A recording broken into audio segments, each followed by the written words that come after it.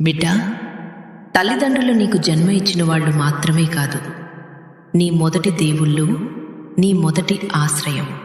వాళ్ళు నిన్ను గారాబంగా పెంచినప్పుడు వాళ్ళ కళ్ళలో ఒక్కసారైనా ఇవాళ నా బిడ్డ నన్ను చూసుకుంటోంది అనే ఆనందం కనిపించాలి నాన్న.